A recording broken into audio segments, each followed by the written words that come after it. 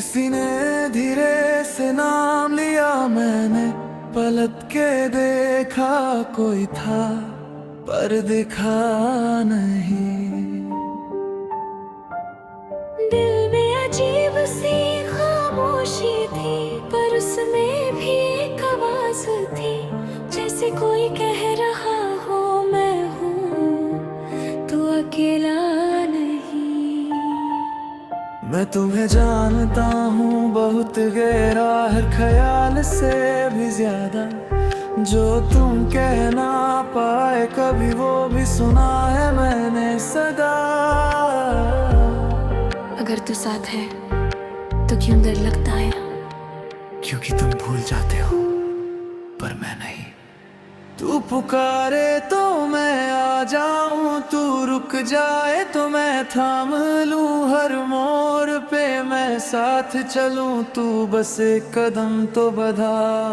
तू टूट जाए तो मैं जोड़ दूं, तू रो पड़े तो मैं रोक लूं, आज जो तू महसूस करे वो मैं ही हूँ डरना। मैं वक्त नहीं दिखता, मैं दिल को देखता हूँ, तू जैसा भी है मेरे पास आ, मैं तुझे बदल देता हूँ। आज पहली बार लगा है मुझे कोई सच में समझता है, ना शर्त ना कोई वजह, बस प्यार ही करता है। रुक जाए मुझे जाने ना दे, मैं कहाँ जाऊंगा, मैं तो यही हूँ। हाथ पकड़ ले छोड़ना मत कभी नहीं, सुन रहा हूँ। तू ही बस तू ही काफी है। अब सुनो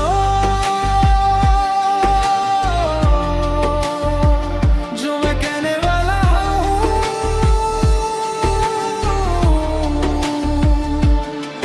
तू गिरा था मैं उठा रहा हूँ, तू रुक गया मैं चला रहा हूँ, आज जो यहाँ बैठा है उसका वक्त बदल रहा हूँ।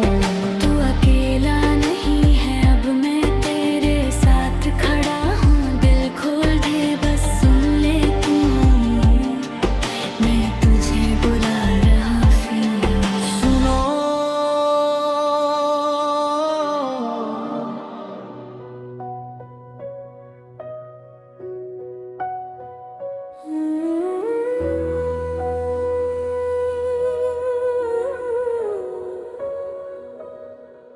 आज कुछ अलग सा महसूस हो रहा है, जैसे खुदा यही है तुम्हारे पास, जहाँ तू है वहाँ रोशनी है, सूखे दिल में भी जिंदगी है, जो भी आज यहाँ आया है खाली वापस नहीं जाएगा। हल्का सा एहसास हो रहा है, जैसे तू पास आ रहा है, यीशु आ रहा है,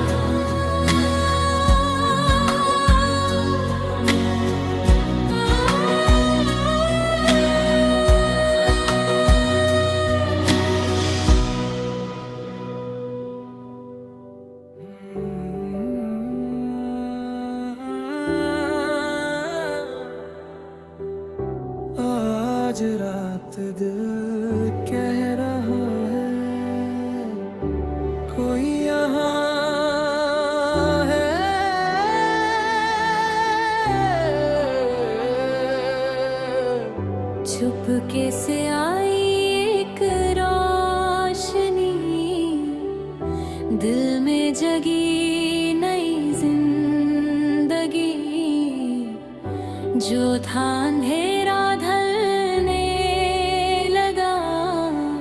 जैसे तू यहीं कहीं, जब से तेरा नाम लिया दिल ने फिर से जीना सीखा। टूटा हुआ था जो अंदर से तूने से छू के लिखा। दिल कह रहा रुक जा जरा, ये लम्हा जाने ना दे जरा, क्योंकि यहीं कुछ होने वाला है।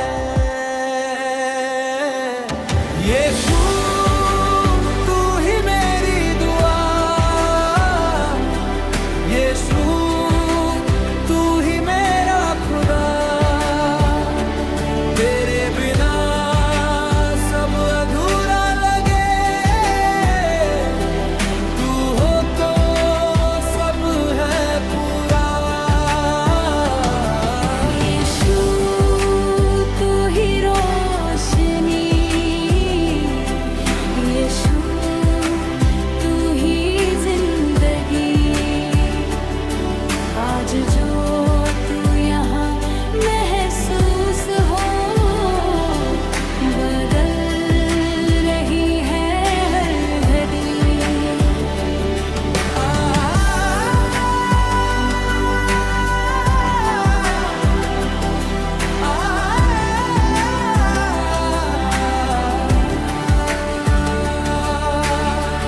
बंद दरवाजे खुलने लगे, रास्ते नए मिलने लगे। मानो तेरा जब हम लेते, दिल से बोझ गिरने लगे। आ जाओ तू पास मेरे, दिल ये तुझे पुकारे, रुक जा यहीं इस पल में। तू ही सबसे प्यारे।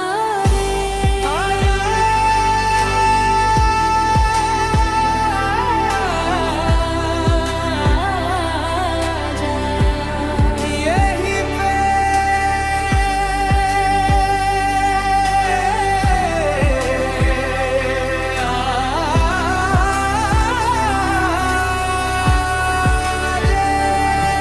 महसूस किया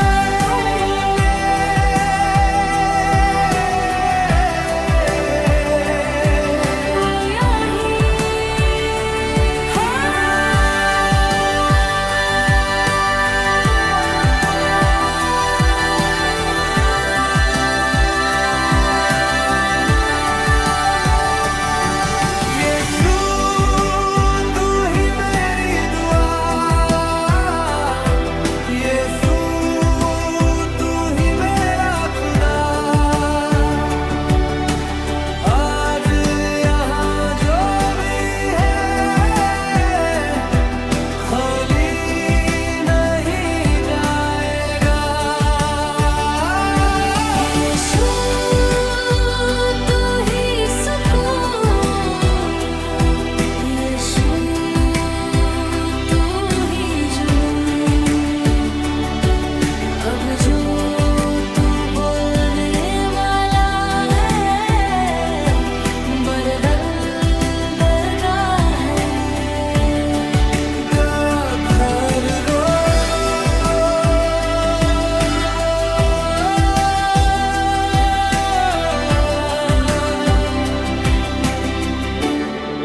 अब वो बात करेगा।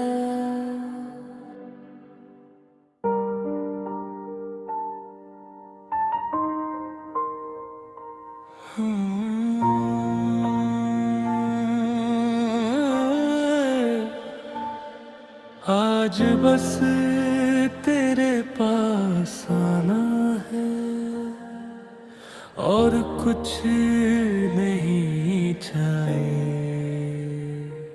थक गया हूँ मैं इस दौड़ से, दिल भी अब चुप सा रहता है।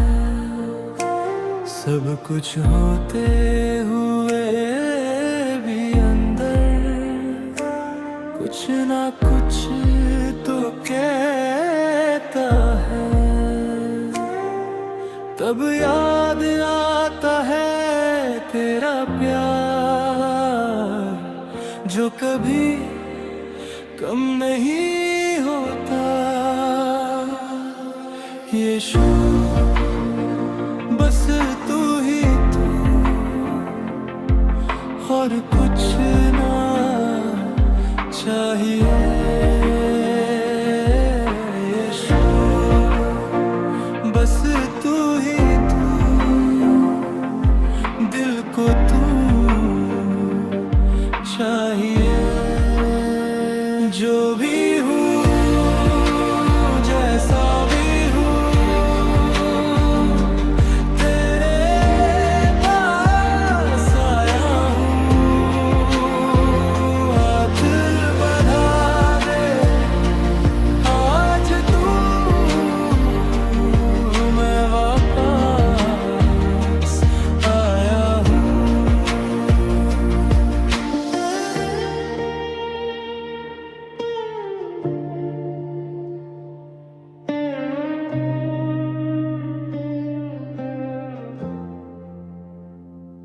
कभी खुद से भी दूर हुआ, कभी सबसे हार गया, पर जब तेरा नाम लिया दिल फिर से भर गया। तू यहीं है मुझे पता है, चुपचाप सुन रहा है। मैं बोल भी ना पाऊं फिर भी समझ रहा है। यीशु बस तू ही तू, मुझे तू ही काफी है। यीशु बस तू ही तू, अब दर भी नहीं लगता। बस तू ही तू,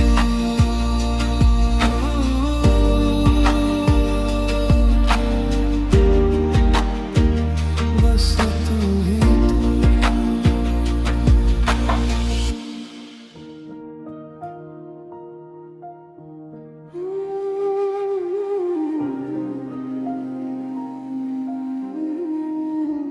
इश्क तेरा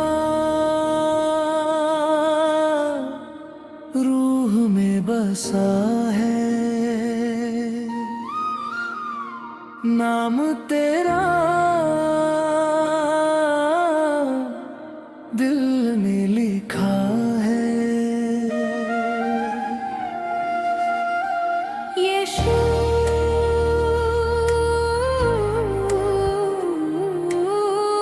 तू ही तू हर जगह है।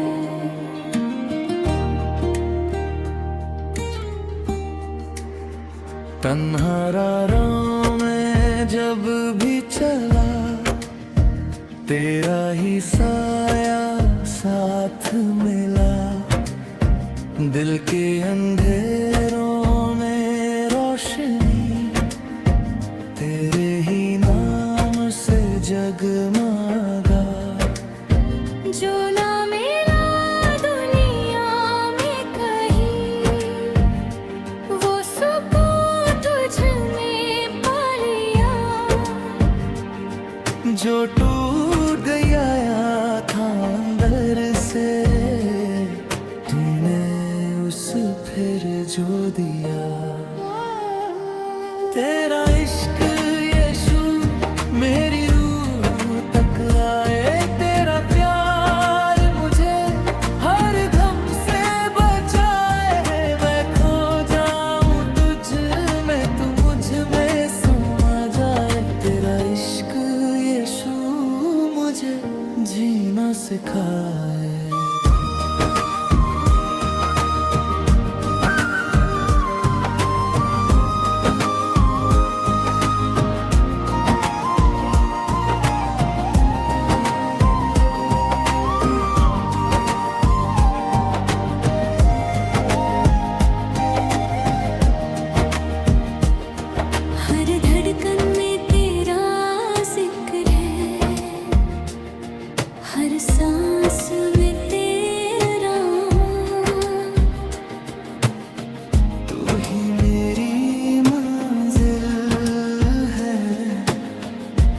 ही मेरा अरमान।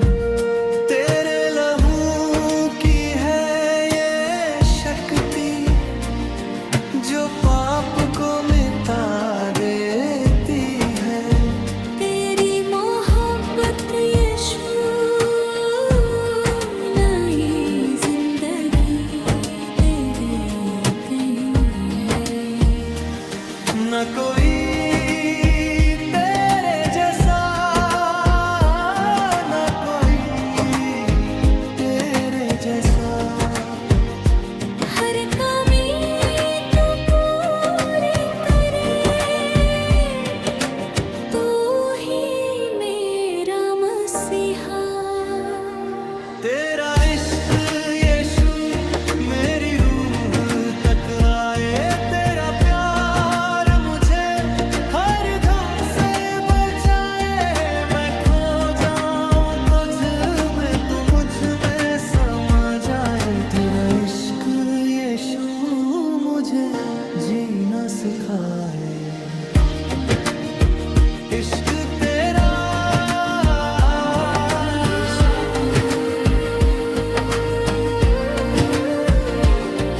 यीशु,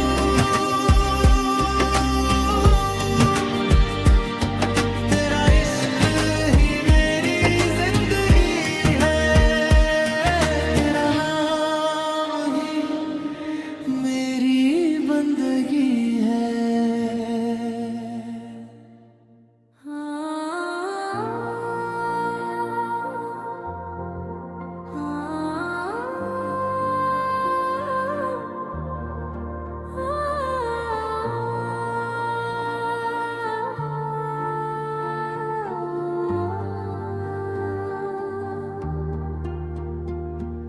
रोशनी सी छई है आज फिर यहाँ। तेरी हाज़िरी महसूस हो रही यीशु, तू है यहाँ। जब भी हम जुदे इस मंच पे तेरा जलवा दिखता है। हर टूटे दिल के कोने में तेरा प्यार ही लिखता है। स्क्रीन के उस पार भी तू है, दिल के इस पार भी तू है। जो विश्वास से तुझे पुकारे, उसके पास भी तू है। स्टार गॉड टीवी पे तेरी महिमा लिव है। हर रूह को छू जाए ऐसी तेरी वाइब है। यीशु तू ही राह है,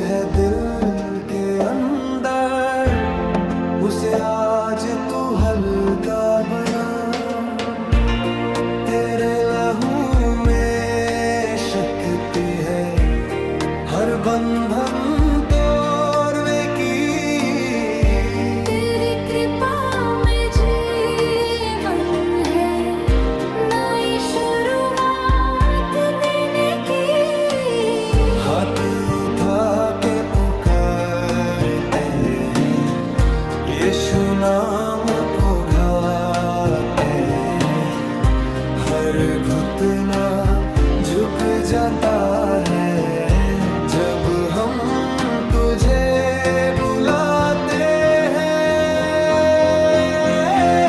सारे गोती भी तेरी नहीं मालिक है।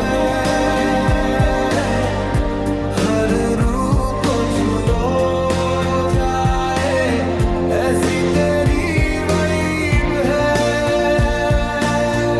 यीशु तू ही राह है, तू ही मेरी लाइफ है, तेरे नाम में शिफा है, तू ही मेरी होप है, तू ही मेरा सब कुछ है। तू ही मेरा परमेश्वर है।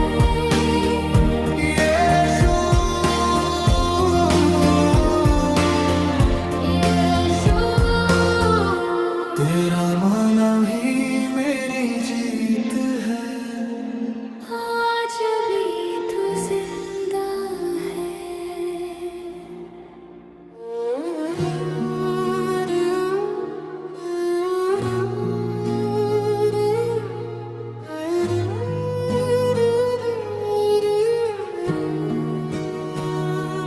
शांत हवाओं में तेरा नाम है। दिल की दुआओं में तेरा काम है। अंधेरों में तू रोशनी बन जाए, यीशु तू ही मेरा अरमान है। जब भी गिरा हूँ जिंदगी के राहों में, तूने उठाया मुझे अपनी बाहों में। टूटे दिल को तूने जोड़ दिया, सूखी रूह को तूने जीवन दिया। हर दर्द तेरा हाथ मिला, हर रात में तेरा साथ मिला। अब ना डर है ना कोई तुम्हें, तू ही मेरा सब कुछ, तू ही जिंदगी। तेरा नूर छू ले मेरी रूह को, तेरा प्यार भर दे हर दर्द को। यीशु तू ही राह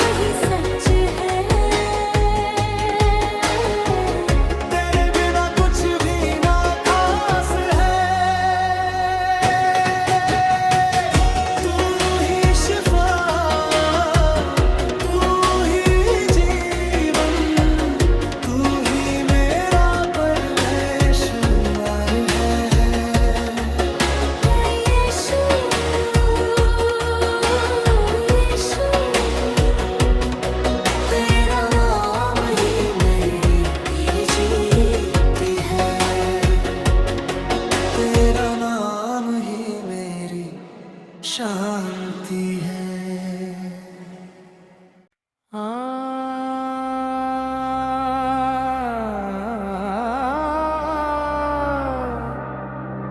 यीशु मेरे दिल का सुकून,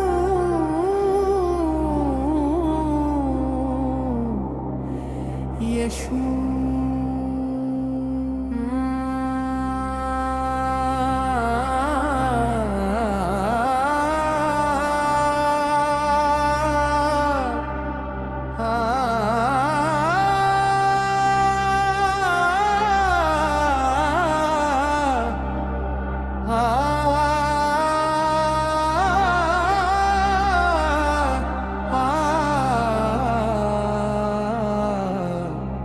यीशु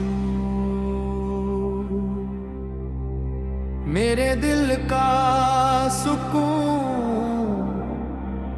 यीशु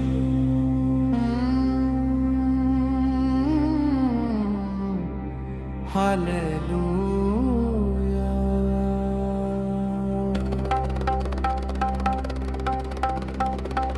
यीशु तेरा नाम है,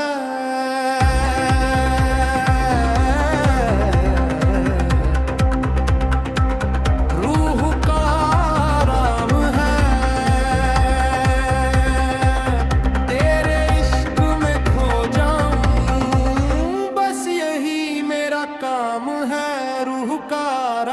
है।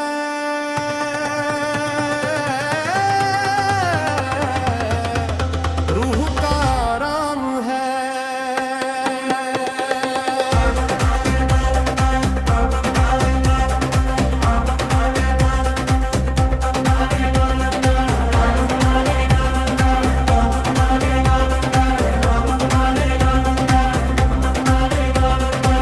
जब से तुझे पुकारा है, अंधेरा सब हटा है।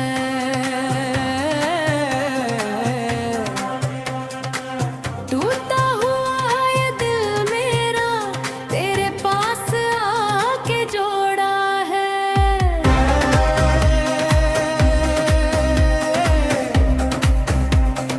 यीशु यीशु तू ही मेरा सहारा,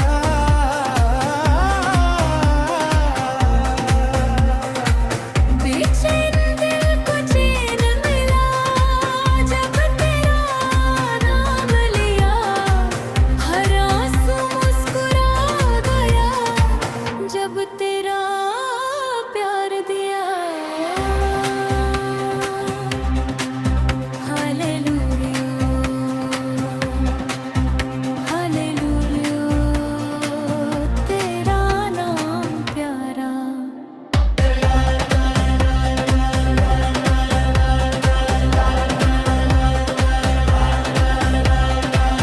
दम दम यीशु नाम लो, हर पल उसका काम लो। दर्द मिटाने वाला है, रूह बचाने वाला है। यीशु यीशु तेरे लहू की है ये ताकत, पाप सब भूल जाते हैं।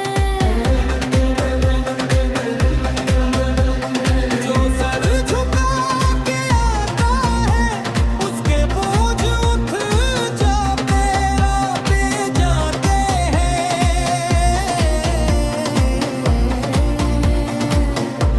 सब उठ जाते हैं।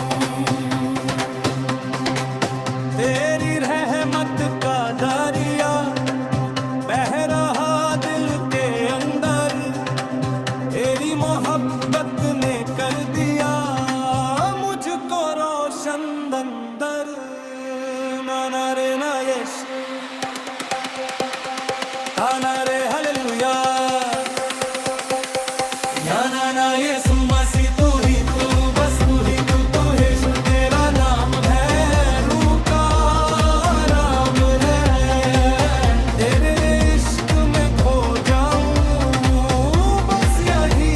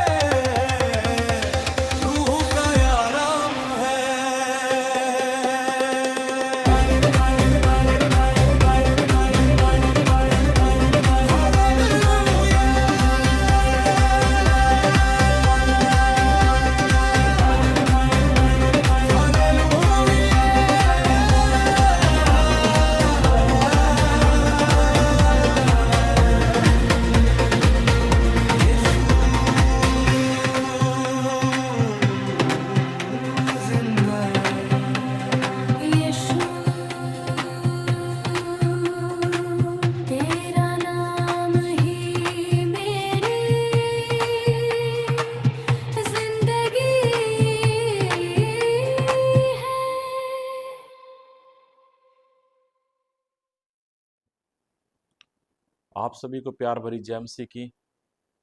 आप सभी का फिर से स्वागत है स्टार गो टीवी हमारे चैनल पर। और आप सबका स्वागत है परमेश्वर की प्रेजेंस में, परमेश्वर की हजूरी में। आप सब कैसे हैं? आप हमें कमेंट बॉक्स में लिखें कि आप सब कैसे हैं और आज का दिन आपका कैसा गुजरा, आपके परिवार, आपके घराने कैसे हैं। आप इसमें लिखें हमें जय मसीह की, प्रेज द लॉर्ड लिखें, हालेलुया लिखें और बताइए कि आप सब कैसे हैं, आपके परिवार कैसे हैं, आपके घराने कैसे हैं और आज का दिन आपका कैसा गुजरा परमेश्वर में। और आप इसमें लिखें कमेंट बॉक्स में। तो अभी मैं किसी का नाम नहीं लूँगा और जो फाइनल बातचीत है तो मैं लास्ट में करूँगा। अभी सिर्फ आपको हालचाल बताना है कि आप कैसे हैं। Thank you Jesus, thank you Jesus.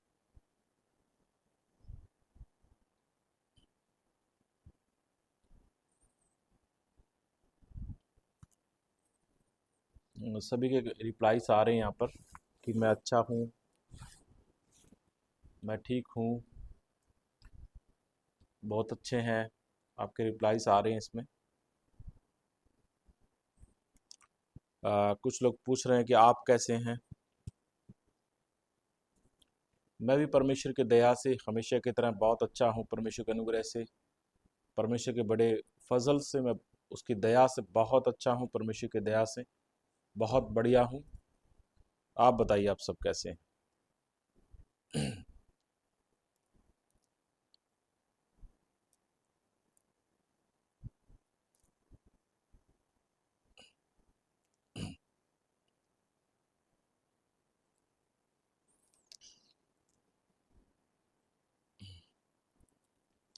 और लाइव स्ट्रीम को आप शुरुआत में ही आप शेयर कर दिया करें ताकि बहुत सारे लोग अ, वचन को सुन सकें, सीख सकें और परमेश्वर से बरकत पा सकें।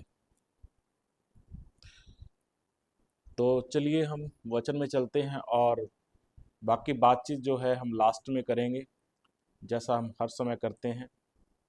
तो परमेश्वर के पवित्र वचन में चलते हैं। सबसे पहले हम आज आपने टाइटल देख लिया कि 52 दिनों में इतिहास बदल गया। हिम्मत की एक सच्ची कहानी, हिम्मत और विश्वास की एक सच्ची कहानी आज हम बात करने के लिए जा रहे हैं। 52 डेज में हिस्ट्री चेंज हो गई, इतिहास बदल गया। तो आज जो बाइबल पढ़ते हैं वो समझ गए होंगे मैं कहाँ से बात करने के लिए जा रहा हूँ। आज हम बात करने के लिए जा रहे हैं नहम्याह की पुस्तक, बुक ऑफ नहम्याह, पुराना नियम में जिसका जिक्र है। और नहम्याह की पुस्तक जो है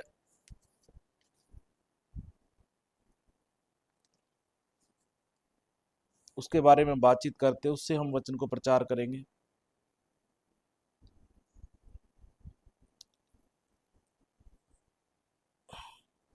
तो यहाँ हम देखते हैं पहला वचन जो हम पढ़ते हैं नहम्याह की पुस्तक 1 अध्याय उसका 3 वचन, 1 का 3 वचन हम पढ़ेंगे, देखेंगे वचन को। इसमें लिखा, उन्होंने मुझसे कहा, जो बचे हुए लोग बंदवाई से छुटकारा छूटकर उस प्रांत में रहते हैं वे बड़ी दुर्दशा में पड़े हैं और उनकी निंदा होती है, क्योंकि यरूशलेम की शहरपनाह टूटी हुई और उसके फाटक जले हुए। तो मेरे प्रियो, यहाँ पर जो क्या सीन है, यहाँ पर जो नेहमिया है वो ये राजा का एक प्याऊ है, फारस का राजा है, उसका ये प्याऊ है। और सुसन राजगढ़ में ये महल में राजा के पास रहता है, प्याता है, वहां पे पिलाने का काम करता है ये। तो इसके पास कुछ यहूदी लोग आते हैं, वहां पे लिखा बचे हुए कुछ लोग बंदवाई से छूटकर उसके पास जहां वो रहता है वहां आए नेहमिया के पास, और उन्होंने आकर बताया कि बंदवाई से छूटकर उस प्रांत की, हमारे शहर की क्या हालात हैं, क्या कंडीशन है। उन्होंने बताया कि वे दुर्दशा में पड़े हैं और उनकी निंदा होती है, क्योंकि यरूशलेम की शहरपनाह टूटी हुई है। एक नगर की, एक शहर की यरूशलेम की शहरपनाह थी, चारों तरफ दीवार थी, सुरक्षा के लिए वो दीवार बनवाई गई थी, पर वो टूटी हुई है।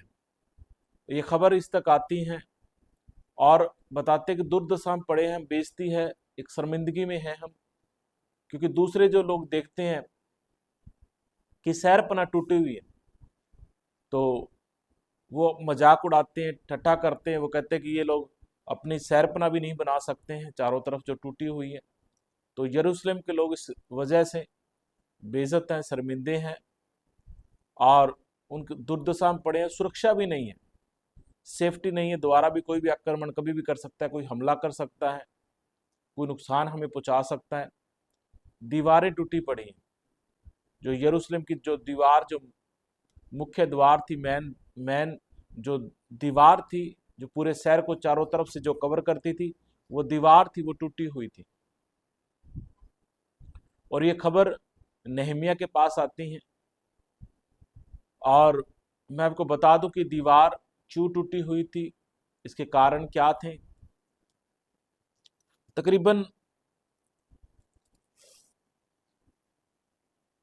586 बीसी में, ईसा पूर्व, नबूकदनेस्सर राजा जो था, बाबुल का राजा, उसने यरूशलेम पर अटैक किया, आक्रमण किया उसने, और उसने यरूशलेम को जला दिया, वहां की दीवारों को तोड़ दिया, उसके फाटकों को उसने तोड़ दिया और वहां के लोगों को वो बंदी बनाकर बाबुल में ले गया, बेबीलोन में ले गया।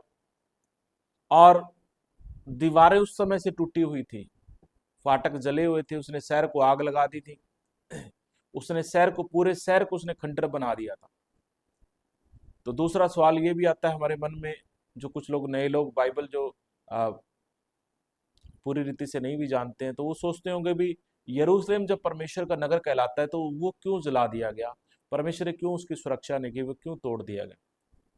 तो मैं बता दूं आपको कि यरूशलेम के लोग, परमेश्वर को मानने वाले लोग, जब पाप की जिंदगी बिता रहे थे, गुनाह की जिंदगी जब वो बिता रहे थे, तो परमेश्वर ने बेबीलोन के राजा नबूकदनेस्सर को उभारा, उसको चुना कि वो यरूशलेम के लोगों को सजा दे, उनको दंड दे।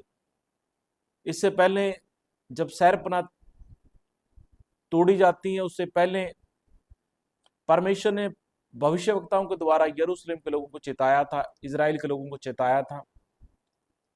उस जमाना में प्रॉफिट, खास तौर पे जो यिर्मयाह भविष्यवक्ता थे, उन्होंने बोला था कि तुम अपने पापों से फिरो, मन फिराओ, नहीं तो नबूकदनेस्सर राजा आएगा और यरूशलेम के वो हालातों को खराब कर देगा, वो गुलामी में लेके जाएगा तुम्हारे बच्चों को, तुम्हारे परिवार को, और सब कुछ वो उजाड़ देगा। तो भविष्यवक्ताओं के भविष्यवाणियों के बावजूद उस समय वो लोग नहीं फिरे, ना उन्होंने बातों को माना, तो परमेश्वर का क्रोध उन लोगों पर आया और परमेश्वर ने यरूशलेम की जो दीवारें थी उनको टूटने दिया। तो उस समय जो भविष्यवक्ता थे यरूशलेम के, जो नाश से पहले भविष्यवाणी देने वाले थे, यहाँ पे यिर्मयाह थे, जपन्याह थे, हबक्कूक थे। हबक्कूक ने भी, हबक्कूक की पुस्तक 1 अध्याय उसके 5 से 6 वचन जब आप पढ़ते हैं, परमेश्वर से सवाल किया बुराई क्यों बढ़ रही है। उसे उत्तर मिला कि बाबुल का न्याय, बाबुल न्याय का साधन बनेगा, बाबुल को मैं इस्तेमाल करूंगा। परमेश्वर बोला कि मैं न्याय करूंगा, मैं जजमेंट करूंगा यरूशलेम के लोगों की। तो मेरे प्रियो, ये बुराइयों में थे, ये पाप में थे, परमेश्वर की बातों को ये लोग नहीं मान रहे थे। गुनाह के कारण, पाप के कारण परमेश्वर ने उनको बहुत बार भविष्यवक्ता को द्वारा चेताया, चेतावनियां दी, इनको समझाया, प्रॉफिट्स ने इनको बताया, यिर्मयाह भविष्यवक्ता हुए, उन्होंने बहुत बार बताया। पर जब यिर्मयाह भविष्यवक्ता उस समय बोलते थे तो यिर्मयाह भविष्यवक्ता को ही सजा दी जाती थी बोलने के कारण। और जब ये लोग नहीं माने तो आखिर में परमेश्वर का सच्चा न्याय आया। तो मेरे प्रियो, जब लोग नहीं मानते परमेश्वर की चेतावनियों को, परमेश्वर की बातों को, तो परमेश्वर जो सच्चा न्यायी परमेश्वर है, सच्चा जज परमेश्वर है, तो परमेश्वर एक समय आता है, परमेश्वर न्याय करता है, परमेश्वर जजमेंट करता है। परमेश्वर सच्चा न्याय करता है। बेशक चाहे उसने यरूशलेम के लोगों को चुना है, बेशक चाहे यरूशलेम के लोग जो परमेश्वर को प्रिय हैं, पर अपने प्रियों को भी जब वो उसके प्रिय जब उसकी बात नहीं मानते हैं तो परमेश्वर उनको भी पनिशमेंट देता है, सजा देता है, क्योंकि परमेश्वर सच्चा जज है, न्यायी परमेश्वर है। तो परमेश्वर ने सजा के तौर पर नबूकदनेस्सर राजा, बाबुल के राजा, बेबीलोन के राजा को वहां भेजा और उसने यरूशलेम की दीवारों को तोड़ा, उसने यरूशलेम को आग लगा दी, वहां के लोगों को वो बंदी बनाकर अपने पास ले गया, गुलाम बनाकर अपने पास अपने राज्य में ले गया। जिसके अंदर हम देखते हैं कि दानियल, जो प्रॉफिट दानियल है, दानियल की बुक जो है हम पढ़ते हैं कई बार दानियल के बारे में, तो ये वो नबूकदनेस्सर के राज्य में गुलाम बना के ले जाया गया था यरूशलेम से। ये परमेश्वर के लोग थे, पर उस जमाना के अंदर वो गुलामी में चले गए जब उन्होंने परमेश्वर की बातों को नहीं माना, उनके बुजुर्गों ने परमेश्वर की बातों को नहीं माना, बाप दादों ने परमेश्वर की बातों को नहीं माना, तो उनके बच्चों को गुलाम बनाया गया, ले जाया गया, उनको खोजे बनाया गया, उनसे सेवा करवाई गई। तो बड़े दर्द और बड़े परेशानी से परमेश्वर को गुजरने दिया। और मेरे प्रियो, वो साल 2 साल का समय नहीं था। तो ये जब भविष्यवाणी हुई, यिर्मयाह भविष्यवक्ता ने बोला कि 70 साल की वो गुलामी में जाएंगे। कोई थोड़ा समय नहीं था, वो सजा का जो टाइम था 70 साल था, वो 70 साल की सजा थी। 70 साल ये लोग गुलामी में रहेंगे, 70 ईयर्स। तो जब गुलामी के बाद जब ये छुटकारा प्राप्त करते हैं, अपने देश को वापस लौटते हैं 70 साल के बाद, उसके बाद की ये बात है कि यरूशलेम की दीवारें टूटी पड़ी हैं, वो लोग वहां अपने प्रांत में रह रहे हैं, अपने स्थान में रह रहे हैं, पर यरूशलेम की दीवार टूटी हुई है। और जो नेहमिया, जो यहाँ पर परमेश्वर जी ने इस्तेमाल करते, परमेश्वर के दास हैं, परमेश्वर के व्यक्ति हैं, मैन ऑफ गॉड, परमेश्वर ने इस्तेमाल करते हैं। ये प्याऊ है यहाँ पर राजा का, फारस राज्य के अंदर है, ये सूसन राजगढ़ के अंदर है, महल के अंदर है, अपनी जिंदगी इसकी अच्छी गुजर बसर रही है, परंतु अपने लोगों को लेकर ये जब खबर को सुनता है, उनकी तकलीफों को सुनता है, उनके दर्द को सुनता है, तो बड़ा अंदर से टूट जाता है, परेशान हो जाता है। बहुत कम लोग आज आपको मिलेंगे जो दूसरों की परेशानी के ऊपर दुखी होते हैं और उनका दिल टूटता है। नहीं तो आज का ज़माना आपको मालूम है कैसा है कि सिर्फ अपने से मतलब रखते हैं, दूसरों से कोई मतलब नहीं है। दूसरा कोई मर रहा है तो मरने दो उसको, कोई बीमार है तो बीमार रहने दो उसको, कोई उसके हालचाल नहीं जानता, कोई उसे पूछता नहीं है। तो आज का ज़माना आपको मालूम बहुत बुरा हालात है। तो उस ज़माना के अंदर, उस समय के अंदर नेहमिया अपने लोगों की फिक्र करता है, अपने लोगों की चिंता करता है। तो यहां जब चिंता करता है तो अगले वचन जब इसमें देखते हैं हम, 1 का 3 वचन जब हमने पढ़ा, उसको खबर मिली कि जब फाटक जले हुए हैं, यरूशलेम की शहरपनाह टूटी हुई है, तो इसका 4 वचन हम देखते हैं। वचन में 1 का 4 वचन इसका, अब यिर्मयाह का क्या रिएक्शन है। नेहमिया ये बातें सुनते ही मैं बैठकर वो बोला कि मैं रोने लगा और कितने दिन तक विलाप करता और स्वर्ग के परमेश्वर के सम्मुख उपवास करता और यह कहकर प्रार्थना करता रहा। ये बातें सुनते ही बैठकर वो कहता मैं रोने लगा।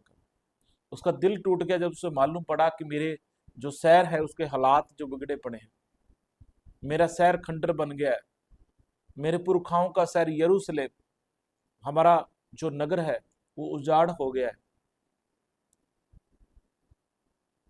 तो ये बैठ के रोने लगा, विलाप करने लगा और परमेश्वर के सामने उपवास करने लगा, फास्टिंग करने लगा, प्रेयर करने लगा परमेश्वर से। तो ये क्या प्रार्थना करता है, हम लगातार अगले वचनों को देखते हैं, पढ़ते हैं क्या बोलता है परमेश्वर से। Thank you Jesus. उसने कहा, हे स्वर्ग के परमेश्वर यहोवा, हे महान और भय योग्य ईश्वर, तू जो अपने प्रेम रखने वालों को और आज्ञा मानने वालों के विषय अपनी वाचा पालता और उन पर करुणा करता है। वो कहता कि परमेश्वर तू जो महान परमेश्वर है, प्रेम रखने वालों और आज्ञा मानने वालों के विषय अपनी वाचा का पालन करता है, करुणा करता है। इसका अगले वचन को जब हम देखते हैं, पढ़ते हैं, इसका कंटिन्यू पढ़ेंगे। Thank you Jesus. वो कहता है कि तू कान लगाए और आंखें खोल रहा है कि जो प्रार्थना तेरे दास इस समय तेरे दास इजराइलियों के लिए दिन रात करता रहता है, उसे तू सुन ले। मैं इजराइलियों के पापों को जो हम लोगों ने तेरे विरुद्ध किए मान लेता हूं, और मैं और मेरे पिता के घराने दोनों ने पाप किए हैं। तो मेरे प्रियो, अपने गुनाह को मानते हैं, और नहमिया अपने परिवार के गुनाह को भी मानते हैं कि मेरे परिवार ने, मेरे घराने ने पाप किया है, उन्होंने गुनाह किया है। कि परमेश्वर तू मेरे परिवार के घराने के पापों को भी माफ कर, उन्हें तू क्षमा कर, उन पर तू दया करके दुआ करते। नहमिया यहाँ पे अगले वचन को हम कंटिन्यू पढ़ते हैं इसके लगातार। आप भी अपने साथ पवित्र बाइबल और डायरी रखा करें, वचनों को आप नोट किया करें। हमने तेरे सामने बहुत बुराई की, और जो आज्ञाएं, विधियां और नियम तूने अपने दास मूसा को दिए थे, उनको हमने नहीं माना। तो यहाँ पर नहमिया बोलते हैं कि हमने बहुत बुराई की है परमेश्वर तेरे सामने। जो आज्ञाएं, विधियां और नियम तूने अपने दास मूसा को दिए थे, उनको हमने नहीं माना, उनको हमने नहीं सुना। बुराइयों को पश्चाताप करते, मानते प्रार्थना के अंदर। आगे कंटिन्यू पढ़े आप, इन वचनों को कंटिन्यू लगाए। Thank you Jesus. उस वचन की सुधि ले जो तो अपने दास मूसा से कहा था, यदि तुम लोग विश्वासघात करो तो मैं तुमको देश देश के लोगों में तितर बितर करूंगा।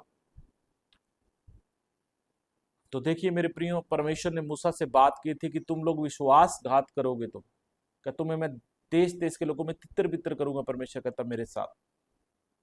और यदि तुम मेरी और फिरो, मेरी आज्ञा मानो, तो उन पर चलो, तो चाहे तुम में से निकाले हुए लोग आकाश की छोर में भी हो, तो भी मैं उनको वहां से इकट्ठा करके उस स्थान में पहुंचाऊंगा जिसे मैंने अपने नाम के निवास के लिए चुन लिया। तो परमेश्वर कहता है, यदि तुम मेरी आज्ञाओं को मानो, उन पर चलो, तुम में से निकाले हुए लोग आकाश की छोर में भी हो, तो भी मैं उनको वहां से इकट्ठा करूंगा। परमेश्वर कहता, एक तरफ परमेश्वर ने बोला कि अगर तुम मेरी आज्ञाओं को नहीं मानोगे, विश्वासघात करोगे, तो मैं तुम्हें तितर बितर कर दूंगा, फैला दूंगा देश देश के लोगों में। अगर दूसरी तरफ तुम जब मेरी आज्ञाओं को मानोगे, बातों को मानोगे, मैं तुम्हें फिर से इकट्ठा करूंगा, चाहे तो जमीन की छोर तक, आकाश की छोर तक दूर दूर गए हो, उनको मैं इकट्ठा करके लेके आऊंगा। तो मेरे प्रियो, ये वचनों के द्वारा नहमिया प्रार्थना करते हैं। नहमिया बोलते हैं कि वे तेरे दास और तेरी प्रजा के लोग हैं, जिनको तूने अपनी बड़ी सामर्थ और बलवंत हाथ के द्वारा छुड़ा लिया। परमेश्वर से बातें करते नहमिया प्रार्थना के द्वारा, प्रार्थना में बोलते कि तूने अपनी सामर्थ के द्वारा उनको छुड़ाया, उनको बचाया है। वो कहता प्रभु विनती सुन के भैया, तो अपने दास की प्रार्थना पर और अपने उन दासों की प्रार्थना पर जो तेरे नाम का भय मानना चाहते, कान लगा। आज अपने दास का काम सफल कर, उस पुरुष को दयालु कर। मैं तो राजा का प्याऊ था। तो मेरे प्रियो, अब इसके पास कोई पावर नहीं, कोई ताकत नहीं, परंतु ये राजा का प्याऊ है और राजा के लिए दुआ करता है कि मैं राजा को मेरे प्रति तू दयालु कर परमेश्वर। तो जब मैं राजा के पास जाऊं तो मुझे देखे तो मुझ पर तरस खाए, मुझ पर दया दिखाए वो। क्योंकि मेरे प्रियो, राजा के सामने कोई व्यक्ति उदास और निराश जाता था तो उसको मार दिया जाता था। तो राजा के सामने चेहरे पर चमक और खुशी होनी बहुत जरूरी थी, क्योंकि अगर राजा नाराज होता था किसी बात को लेकर तो वो सजा देता था, मृत्यु की सजा दे सकता था। पर यहाँ नहमिया परमेश्वर से दुआ करते कि प्रभु मैं जब राजा के सामने जाऊं तो उसके दिल को तो मेरे लिए दयालु करना, मेरे लिए तो नम्र बनाना। तो मेरे प्रियो, कई बार ऐसे लोगों से मिलते हैं तो हमें भी दुआ करनी चाहिए, प्रार्थना करके लोगों से मुलाकात करनी चाहिए। कभी कोई ऐसा कोई जरूरी काम या कुछ काम ऐसे हैं जो हमें दुआ करके ही हमें करना चाहिए, दुआ करके ही हमें बातें करनी चाहिए। अगला वचन जब हम पढ़ते हैं इसका 2 का 1 वचन से कंटिन्यू, नहीं मैं 2:1 से। Thank you Jesus.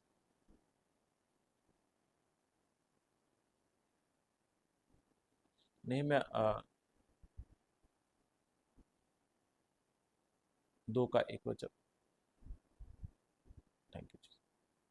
तो यहाँ पे लिखा अर्थशस्त्र राजा के 20वें वर्ष के निसान नामक महीने में जब उसके सामने दाखमधु था, तब मैंने दाखमधु उठाकर राजा को दिया। इससे पहले मैं उसके सामने कभी उदास नहीं हुआ था। तो राजा के सामने उदासी का मतलब मृत्यु था, मौत था, डेथ की सजा थी। तो बोलता कि इससे पहले मैं राजा के सामने कभी उदास, कभी निराश नहीं हुआ। और कहता कि जब मैंने राजा को दाखमधु दिया उठाकर, तो राजा ने मुझसे पूछा, तू तू तो रोगी नहीं है, फिर तेरा मुंह क्यों उदास है, तेरा मुंह क्यों उतरा हुआ है? या तो मन ही की उदासी होगी। तब मैं अत्यंत डर गया। तो मेरे प्रियो, इसने दुआ की और मौत और जिंदगी का सवाल था। और इसने जब राजा से बात की तो राजा ने इसको देखा और बोला कि तेरा मुंह क्यों उतरा हुआ है, तेरा मुंह क्यों उदास है? क्या उसने बोला ये तो मन की उदासी होगी। तो एकदम से डर गया, कहीं राजा ये हुक्म ना दे दे कि तूने उदास होकर, निराश होकर मेरे सामने तू कैसे आया, मौत की सजा ही ना दे दे एकदम से। इसलिए डर गया, मौत मृत्यु तक भी सहन करने के लिए तैयार हो गया था जब राजा के सामने गया था। पिछले दो मैं एस्तर के बारे में बता रहा था। एस्तर जब राजा के सामने गई तो वो सेम कंडीशन थी, पर उसके लिए तो राजदंड बढ़ाना था। राजदंड बढ़ाता राजा तो मिल सकती थी, अदरवाइज नहीं मिल सकती थी। अगर राजदंड नहीं बढ़ाता तो उसको मौत की सजा थी। तो राजा लोगों के सामने जाते थे तो बड़ा सोच समझ के लोग जाते थे कि उदास चेहरा है, कहीं निराश चेहरा है, और राजा को पसंद नहीं आया तो राजा मौत की सजा तक दे सकता है। फिर परमेश्वर ने उसको समझ दी, बुद्धि दी। इसने रिप्लाई किया, जवाब दिया।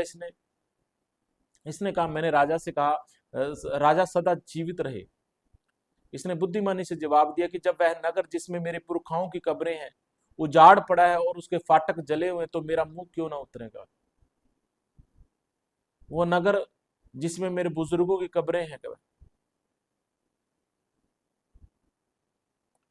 अगर वो उजाड़ पड़ा हो तो मेरा मुंह क्यों ना उतरेगा? इसने बुद्धिमानी से जवाब दिया, क्योंकि इसने दुआ की थी कि परमेश्वर, मैं राजा से बात करूं तो उसे दयालु कर। और परमेश्वर ने इसको वर्ड दिया, शब्द दिया परमेश्वर। जब आप किसी खास काम के लिए कहीं जाते हैं, किसी से बातचीत करते हैं, तो आप प्रार्थना किया करें, परमेश्वर से शब्दों को लिया करें, ताकि परमेश्वर आपको वर्ड दे, परमेश्वर आपको समझ दे, बुद्धि दे, आप किसी से बात कर सके।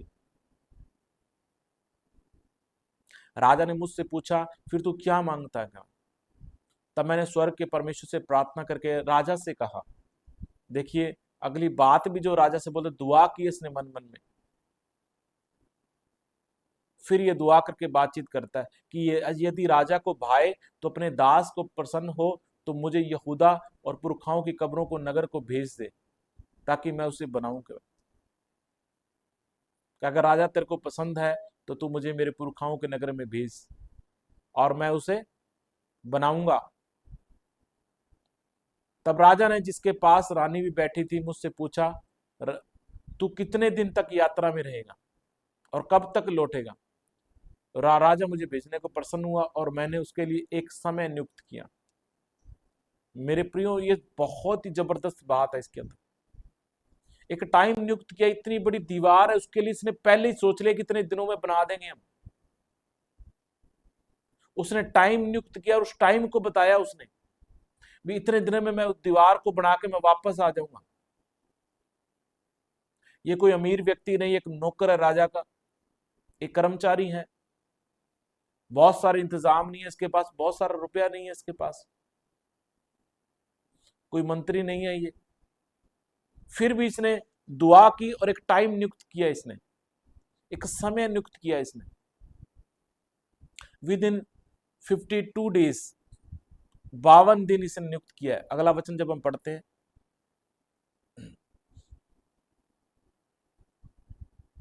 Thank you Jesus. फिर उसने कहा कि मैंने राजा से कहा, यदि राजा को भाए तो महानद के पार के अधिपतियों के लिए इस आशा की चिट्ठियां मुझे दी जाए कि जब तक मैं यहूदा को न पहुंचूं तब तक मुझे अपने देश में होकर जाने दे। उसने बोला कि राजा मुझे चिट्ठियां दे दे कि जो जो राज्य बीच में रास्ते के अंदर आएंगे वो मुझे रोके ना। जब तक मैं अपने देश को ना पहुंच चुका, कोई रुकावट रास्ते में ना आए। तो मेरे प्रियो, और आगे की बातचीत में ये बोलता है कि सरकारी जंगल के रखवाले असाप के लिए भी शास्य की चिट्ठी मुझे दी जाए कि मुझे भवन के लिए लकड़ी जो लगे, राजगढ़ की कड़ियों के लिए, शहरपना के और उस घर के लिए जिसमें मैं जाकर रहूंगा, लकड़ी दे। और मेरे परमेश्वर की कृपा दृष्टि मुझ पर थी, इसलिए राजा ने यह विनती स्वीकार कर लिया। जो मांग उसने की लकड़ियों के लेकर, जो मांग की कि रास्ते के अंदर मुझे कोई रुकावट ना हो, कोई राजा जो रास्ते के अंदर जितने राज्य आते वो मुझे परेशान ना करे, मुझे तंग ना करे। और लिखा कि राजा की दया मुझ पर थी और विनती स्वीकार की। तो मेरे प्रियो, उसने पहले दया मांगी थी, परमेश्वर राजा को दयालु कर मेरे लिए। और जब राजा दयालु हुआ तो राजा ने वो लेटर लिख के दिए, वो चिट्ठियां दी, अपनी मोहर लगाई अंगूठी की, और यिर्मयाह नेहमिया को जाने के लिए दिया। नेहमिया जाता है अपने नगर में, अपने यरूशलेम के अंदर। Thank you Jesus.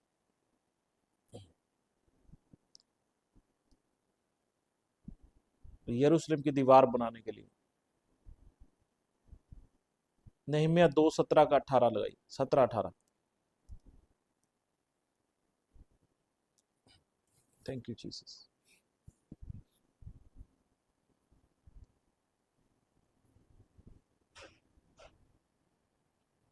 Thank you Jesus.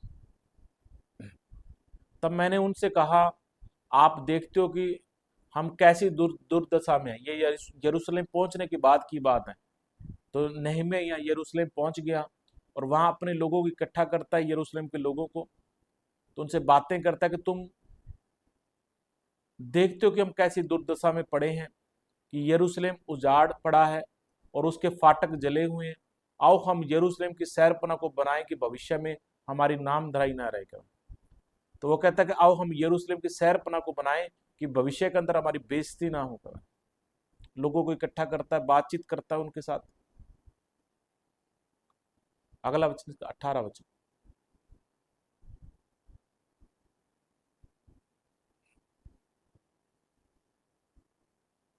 फिर मैंने उनको बतलाया कि मेरे परमेश्वर की कृपा दृष्टि मुझ पर कैसी हुई और राजा ने मुझसे क्या बातें कही थी।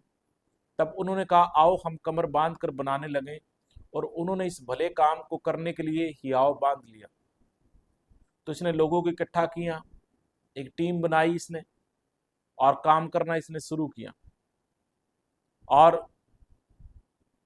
परमेश्वर की दया इस पर थी, लोग इसके साथ हुए और इन्होंने यरूशलेम की शहरपना को बनाना शुरू किया। तो मेरे प्रियो, दूसरी बात जो मैं आपको बताऊं कि जब भी कोई हम अच्छा काम करते हैं, बहुत सारे बुरे लोग जो होते हैं वो हमारे मनोबल को, हौसले को भी तोड़ते हैं।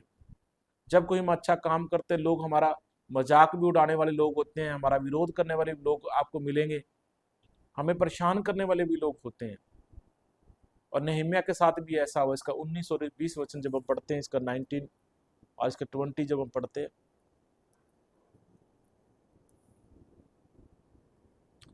यहां देखिए कुछ लोग ऐसे हैं, मैं इन लोगों को दुष्ट लोग ही बोलूंगा। यह सुनकर खरोनी, संबलत और तोबिया नामक कर्मचारी जो अमोनी था, गेशेम नामक एक अरबी, हमें ठट्ठों में उड़ाने लगे और हमें तुच्छ जानकर कहने लगे, यह तुम क्या करते हो? क्या तुम राजा के विरुद्ध बलवा करोगे? तो वो इनको उल्टा बोलने लगे, इनका हौसला तोड़ने लगे, इनके विरोध में पहले मजाक उड़ाया उन्होंने, फिर इन्होंने राजनीति की बात बोली कि क्या तुम राजा के विरुद्ध बलवा करोगे। तो ये राजा के विरुद्ध कोई बलवा नहीं था, किसी खिलाफ कोई षड्यंत्र नहीं था। यरूशलेम की शहरपना बनानी मतलब अपने नगर की चिंता थी, ये फिक्र था नेहमिया को। नेहमिया वहां पर कोई इलेक्शन लड़ने के लिए नहीं आया था, राजा बनने के लिए नहीं आया था, सिर्फ वहां पे परमेश्वर के कार्य को करने के लिए आया था।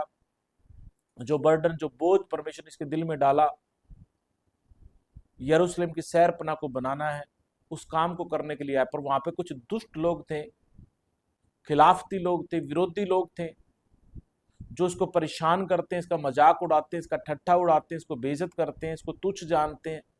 वो लोग बोलते हैं कि तू राजा के विरुद्ध ये तू काम कर रहा है। आज भी यही हाल है। बहुत सारी जगहों पर आपको लोग मिलेंगे, जब आप अच्छा काम करते हैं बहुत सारे लोग आपके खिलाफ में आते हैं, आपके विरोध में आते हैं, आपको परेशान करते हैं। बहुत सारे ऐसे लोग आपको मिलेंगे जो आपको तंग करेंगे, बगैर मतलब के, बिना मतलब के आपको तंग करेंगे, परेशान करेंगे, आपको तंग करेंगे, आपको परेशान डिस्टर्ब करेंगे आपको, जबकि आपने उनका कुछ भी नहीं बिगाड़ा है, जबकि आप एक भला काम कर रहे हैं। आज भी ऐसा है, बहुत अच्छा है जब हम काम करते हैं, भलाई के काम को करते हैं, बहुत सारे लोग विरोध में आते हैं, बुराइयां करते हैं, मजाक उड़ाते हैं, बहुत सारे ऐसे काम करते हैं। परंतु एक बात जो नहम्याह ने बोली कि परमेश्वर हमारे काम को सफल करेगा, इसका 20 वचन जब आप लगाइए। थैंक यू जीसस, बहुत अच्छी बात। 2 का 20 वचन इसका। तब मैंने उनको उत्तर देकर उनसे कहा, स्वर्ग का परमेश्वर हमारा काम सफल करेगा, इसलिए हम उसके दास कमर बांधकर बनाएंगे, परंतु यरूशलेम में तुम्हारा न तो कोई भाग न कोई हक होगा। तो मेरे प्रियो, यरूशलेम के लिए बोला कि तुम्हारा भाग नहीं होगा। उन लोगों को बोला इसने, नहम्याह ने, कि तुम्हारा कोई हक नहीं होगा। हम नगर की शहरपनाह तो बना लेंगे केवल, पर तुम्हारा कोई भाग उसमें नहीं, तुम्हारा कोई हिस्सा उसमें नहीं होगा।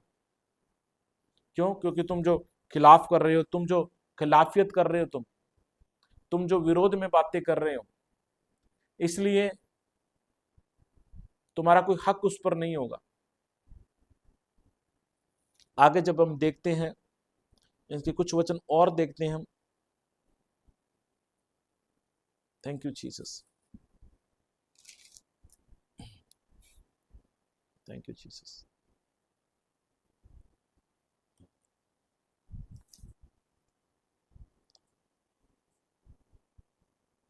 इसका 4 का 3 वचन, 3 के बाद आप लगाना इसमें 8 वचन, 4 का 3 उसके बाद 8 वचन। कुछ बातें आपको सीखने की मिलेगी इस वचन के द्वारा। 4 का 3 वचन जब हम देखते हैं, उसके पास अम्मोनी तोबिया था और वह कहने लगा, जो कुछ वे बना रहे हैं, यदि कोई गिद्दड़ भी उस पर चढ़े तो वह उसकी बनाई हुई पत्थर की शहरपनाह को तोड़ देगा। तो उन्होंने उनका हौसला तोड़ने के लिए क्या बोला कि अगर कोई गिद्दड़ भी चढ़ेगा तो ये दीवार टूट जाएगी, तुम्हारी कमजोर सी दीवार है। क्या वो कमजोर दीवार नहीं, बड़ी मजबूत पत्थरों की दीवार बन रही थी। परंतु वो दुष्ट लोग जो थे, वो उसका मजाक उड़ाते हैं, ठट्ठा उड़ाते हैं, और वो उसको नेगेटिव करने की कोशिश करते हैं, नकारात्मक करने की कोशिश करते हैं, काम को रोकने की कोशिश करते हैं। बहुत सारे लोग हैं आज परमेश्वर के काम को बिगाड़ने में लगे हुए, उसको रोकने की कोशिश कर रहे हैं। पर मैं बता दूंगा, ऐसे लोगों का परमेश्वर सही समय पर न्याय करेगा, क्योंकि परमेश्वर सच्चा जज, सच्चा न्यायी परमेश्वर। ऐसे लोगों को वो ऐसा नहीं कि ऐसे छोड़ देगा, उनका न्याय करेगा। जो परमेश्वर के काम को बिगाड़ते, परमेश्वर के खिलाफ चलते, परमेश्वर के विरुद्ध चलते हैं।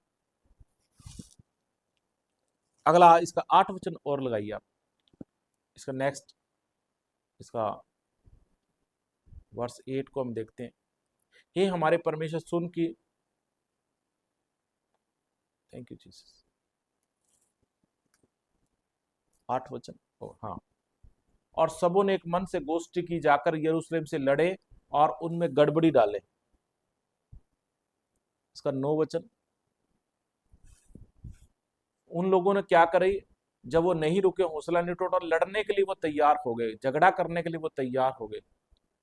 तो यहाँ पे नहम्याह बोलते कि परंतु हम लोगों ने अपने परमेश्वर से प्रार्थना की और उनके डर के मारे उनके विरुद्ध दिन रात पहरुए ठहरा दिए। तो यहाँ नहम्याह ने क्या किया, उस दीवार जो बन रही है, प्रार्थना करता रहा, लगातार कंटिन्यू प्रार्थना की। जब आपके विरुद्ध में कोई व्यक्ति आता है, खिलाफ में कोई व्यक्ति आता है, तो मेरे प्रियो, आपको दुआएं बंद नहीं करना, प्रार्थना करना बंद नहीं करना। आपको लगातार दुआएं करनी है, लगातार आपको प्रार्थनाएं करनी है, आपको प्रेयर्स बंद नहीं करनी है, प्रार्थना करना आपको बंद नहीं करना है आपको। तो उन्होंने लगातार दुआ की, लगातार प्रार्थना की, उन्होंने दिन रात पहरुए भी ठहरा दिए। एक तरफ दीवार बन रही है, दूसरी तरफ रक्षा करने के लिए कुछ लोगों को ठहराया, तलवार देकर ठहरा दिया कि ताकि वो लोग रोकने के लिए आए काम को, तो हम उनके साथ बचाव करेंगे। कोई नुकसान पहुंचाने के लिए आए तो उन्होंने हथियार लिए अपने बचाव के लिए, उन्होंने खुद की सुरक्षा के लिए। क्योंकि मैं आपको पहले से बता रहा हूं कि बहुत सारे लोग हैं, जब हम कोई अच्छा काम करते हैं वो हमें रोकने के लिए आते हैं, हमें परेशान करते हैं, हमें तंग करते हैं। हमें बहुत सारे लोग मुझसे सवाल भी करते हैं कई बार कि आप बताएं कि हमें क्यों लोग रोकते हैं जब हम अच्छा करते हैं, भला करते हैं। नहीं, मैं यहाँ अच्छा कर रहा है, लोग उसे रोक रहे हैं। कुछ दुष्ट लोग, कुछ बुरे लोग होते हैं जो अच्छा करने वाले लोगों के खिलाफ में रहते हैं, बुराइयां करते हैं, उनको तंग करते हैं, उनको परेशान करते हैं, ताकि वो परमेश्वर के काम को बंद कर दें। ऐसे लोग, मैं बोलता हूं कि वो डेवल की ओर से शैतानी लोग होते हैं, वो दुष्ट आत्माओं से भरे लोग होते हैं, वो गंदी आत्मा उनमें काम कर रही होती है, वो नरकीय लोग होते हैं, वो नरकीय आत्मा ऐसे लोगों में काम कर रही होती है। क्योंकि नरकीय जो परमेश्वर के खिलाफ है, नरक की शक्तियां परमेश्वर के खिलाफ है। तो नरक की शक्तियां क्या करती है, कुछ ऐसे बुरे लोगों को चुन लेती है, नरक चुनता है ताकि वो नरक के लिए काम करे। तो वो लोग नरकीय लोग होते हैं, जो लोग नरकीय आत्मा को प्रभाव उनकी जिंदगियों में होता है, जो परमेश्वर के लोगों को रोकते हैं। स्वर्गीय लोग होंगे, सब स्वर्ग की ओर से होंगे, वो परमेश्वर की ओर से, वो कभी नहीं रोकेंगे। वो भले काम को वो कभी बंद नहीं कराएंगे, वो किसी अच्छे काम को वो कभी बंद नहीं कराएंगे, उल्टा उसकी मदद करेंगे, सहायता करेंगे। पर जो बुरे लोग होते हैं, बुराइयां जितनी भी वो नरक की ओर से, बुराइयां परमेश्वर की ओर से नहीं है। हमारा परमेश्वर बुरा करने वाला परमेश्वर नहीं, बुराइयों का परमेश्वर नहीं है, भलाइयों का परमेश्वर है। और परमेश्वर हमेशा अपने लोगों को सिखाता है कि तुम भलाई करो, तुम अच्छे काम करने के लिए तुम यत्न करो, तुम भलाई में लगे रहो। परमेश्वर ने हमेशा सिखाया वचन के द्वारा, परमेश्वर हमेशा सिखाते हैं, परमेश्वर के दास लोग भी सिखाते हैं। पर फिर भी कुछ ऐसे बुरे लोग होते हैं, दुष्ट लोग होते हैं, जो परमेश्वर के बेटे बेटियों का विरोध करते हैं, या जो अच्छा काम करते हैं उनकी खिलाफियत करते हैं। तो आपको इस समय क्या करना होता है, जब लोग बुराई करते हैं, जब आप अच्छा कर रहे हैं, प्रार्थना करनी है आपको, प्रेयर करनी है आपको, और अपनी सुरक्षा रखनी है। चौकस भी रहना है ऐसे दुष्टों से, शैतानी लोगों से, चौकसी भी करनी है आपको, अपना ख्याल भी रखना है, प्रार्थना भी करनी है परमेश्वर से, दुआ भी करनी है परमेश्वर से, और अपना ख्याल भी रखना है आपको, चौकसी भी रखनी है, अपना ध्यान भी रखना है।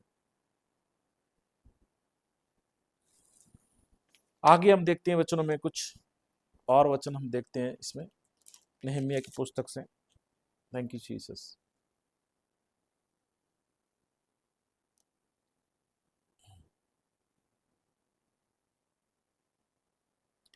इसका 4 का 17 और 18 वचन।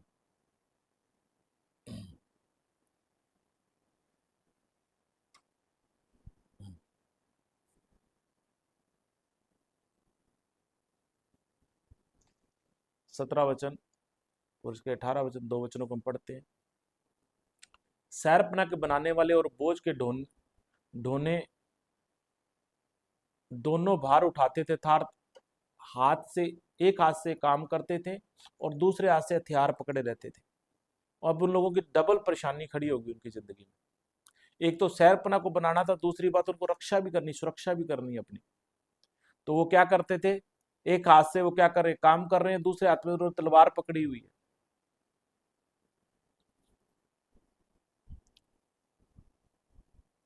19 वचन इसका पढ़िए, इसका बाद 20 भी पढ़ेंगे हम।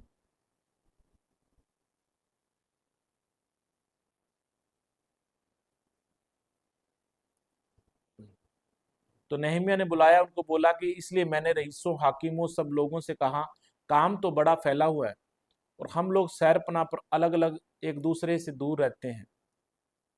और 20 वचन में इसमें ये बोलता है कि हम दूर दूर हैं, अलग अलग दूर दूर काम करें, अलग अलग काम बांट के दिया हुआ है।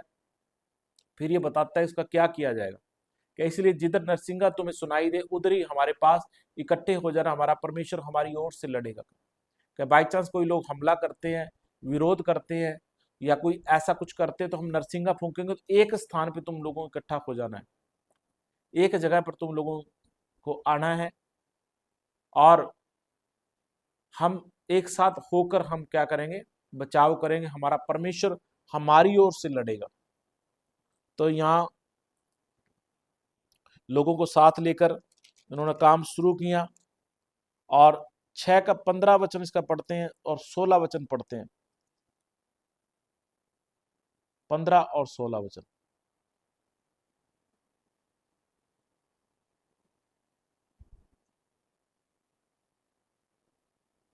Thank you Jesus. ये देखिए यहां पर, थैंक यू जीसस। एलूल महीने के 25वें दिन को अर्थात 52 दिन के भीतर शहरपनाह बन गई। तो मेरे प्रियो, एक छोटी सी दीवार नहीं है, कोई छोटा सा कमरा मकान नहीं है, पूरे शहर की दीवार है ये। उसी वचन को एक बार रोक के रखें हम, 15 को, 15 वचन।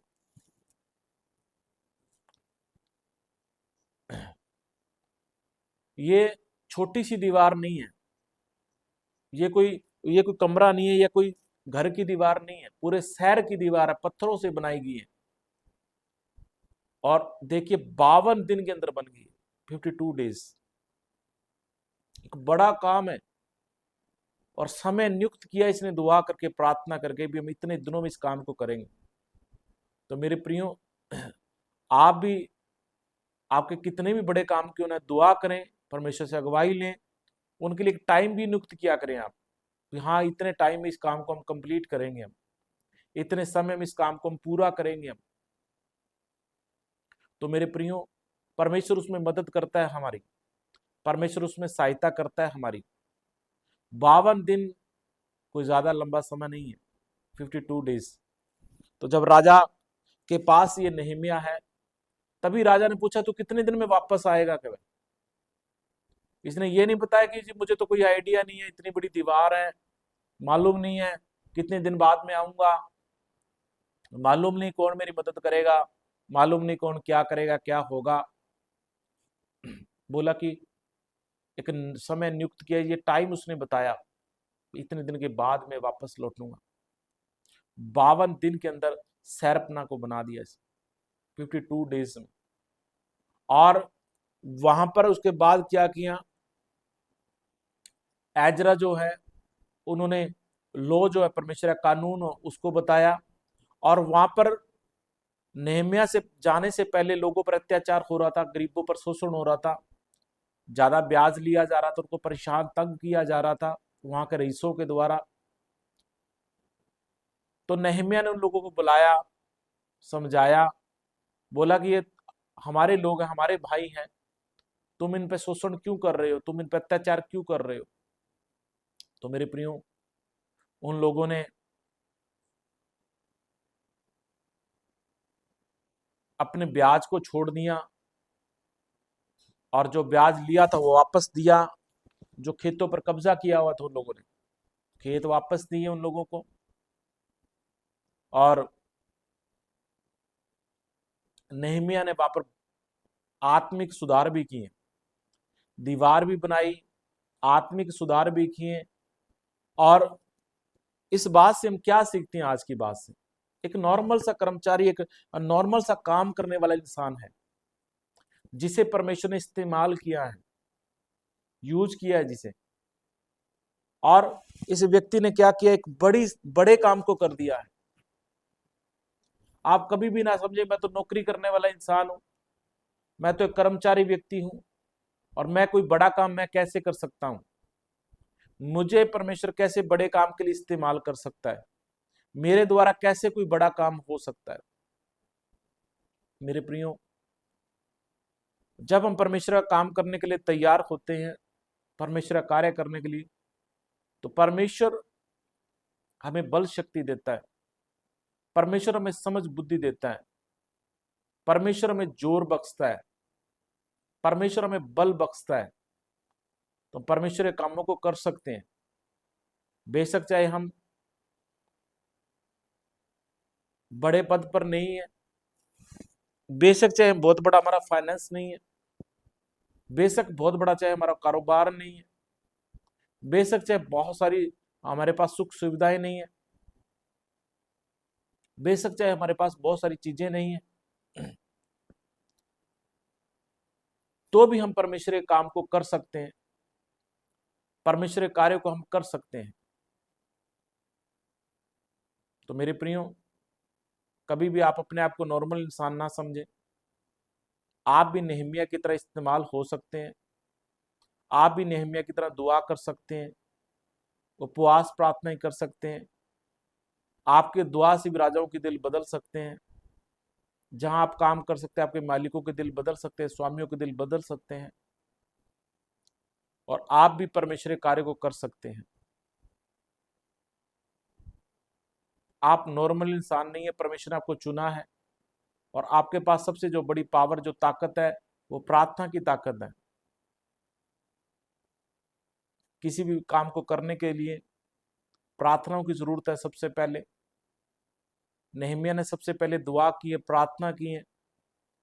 प्रार्थना के द्वारा, प्रेयर के द्वारा परमेश्वर ने राजा का दिल बदला, और नेहमिया के लिए सारे इंतजाम हुए।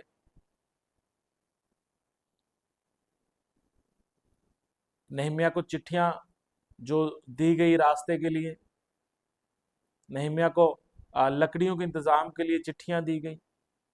सारे दरवाजे नेहमिया के लिए खुले, एक चीज के द्वारा, प्रार्थना के द्वारा। तो मेरे प्रियो, उसकी जो प्रार्थना थी वो नॉर्मल प्रार्थना नहीं थी, एक बोझ के साथ उसकी दुआ थी। उसने प्रार्थना बोझ बोझ पूरे उसने बोझ में भर के दुआ की, बर्डन अपने दिल में बोझ लाकर, अपने लोगों के लिए बोझ लेके आया, अपने हृदय में वो बर्डन लेके आया। अपने लोगों की उसने सच में चिंता की, उसने फिक्र की। अगर आप भी कोई बोझ के साथ दुआ करते हैं,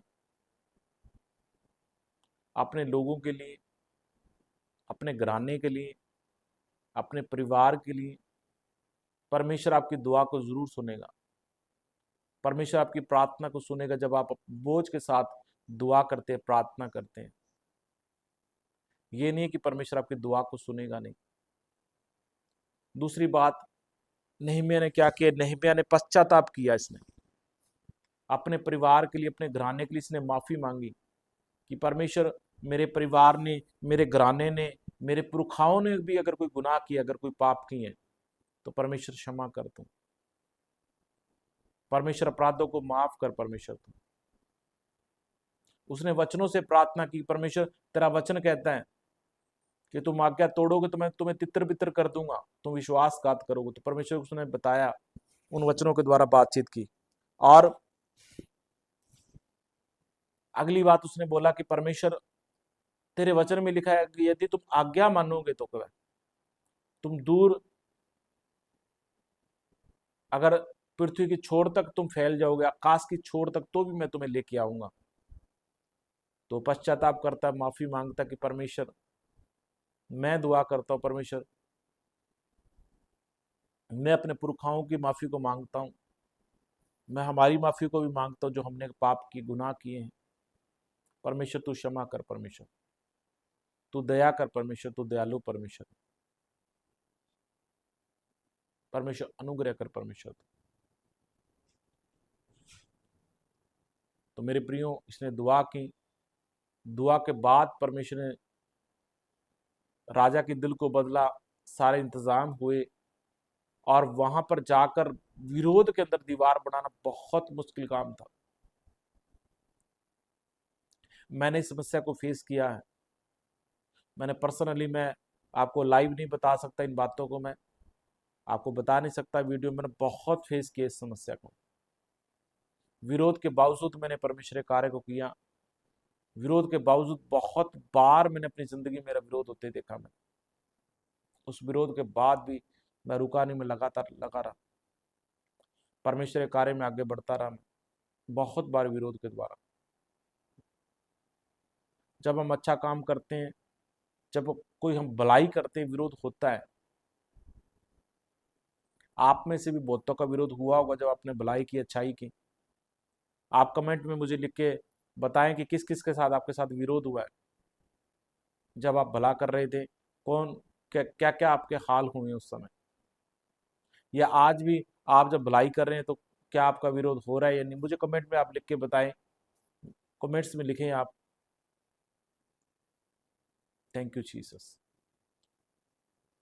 और आज के वचन के द्वारा आपने क्या बातों को सीखा, और कौन सी ऐसी बात है जो आपके दिल में, हृदय में जगह कर गई है, हृदय के अंदर तक गई, कौन सी ऐसी बात है, आप मुझे बताएं,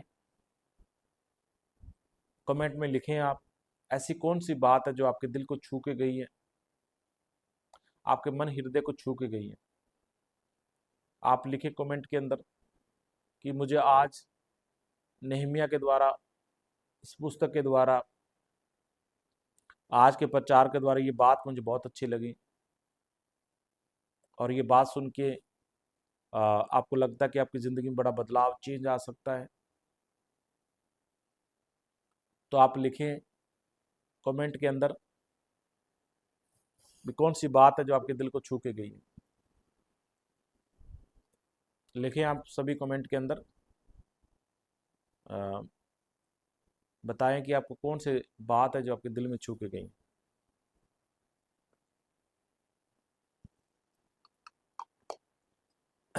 कौन से वचन ने आपके दिल को छुआ,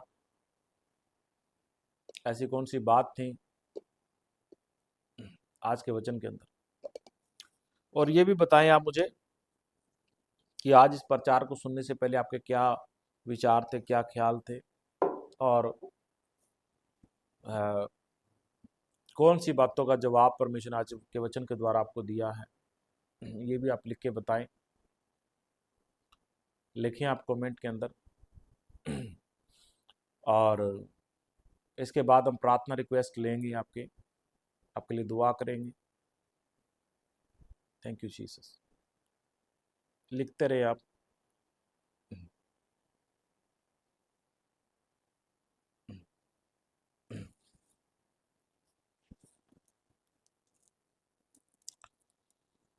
थैंक यू जीसस। बहुत सारे लोग लिख रहे हैं बहुत बहुत सारी बातों को। तो प्रार्थना रिक्वेस्ट भी हम लेंगे इसके बाद आपसे। और मैं आपको बताऊं कि आज मैं आपसे ज़्यादा लंबी बात नहीं कर पाऊंगा। आज लाइव स्ट्रीम को हम जल्दी ऑफ करने वाले हैं, जल्दी हम इसको ऑफ करेंगे। लंबी बातचीत नहीं करूंगा मैं। अगला जो लाइव आएगा मैं कोशिश करूंगा उसमें आपसे पर्सनली लंबी बात करूंगा मैं, आपके कमेंट्स को मैं रिप्लाई करूंगा और आपको जवाब दूंगा मैं। पर आज मैं आपके हर एक के कमेंट्स को पर्सनली नहीं पढ़ूंगा और आपको जवाब नहीं दे पाऊंगा। और अगला जो लाइव आएगा उसमें मैं आपके कमेंट्स को पढ़ूंगा, आपको रिप्लाई भी करूंगा, जवाब भी दूंगा। और अभी मैं आपके लिए दुआ करूंगा, प्रार्थना करूंगा। और आज मैं आपकी प्रार्थना रिक्वेस्ट पर्सनली नहीं ले पाऊंगा, मैं कॉमन प्रार्थना करूंगा सभी के लिए, आज सब बातों के लिए। और पर्सनली मैं प्रार्थना रिक्वेस्ट आज आपकी नहीं ले पाऊंगा, क्योंकि हम लाइव स्ट्रीम को ऑफ कर रहे हैं किसी कारण से, किसी वजह से जल्दी हम इसको ऑफ कर रहे हैं। इसको लंबा नहीं चला रहे हैं अभी, हम इसको यहीं क्लोज करेंगे कुछ वजह से, कुछ कारण से। तो मैं आपके लिए दुआ करूंगा, मैं प्रार्थना करूंगा। तो आइए मेरे साथ आंखों को बंद करें आप। हाँ, प्रार्थना में सिरों को झुकाएंगे, मैं दुआ करूंगा आपके लिए। Thank you Jesus.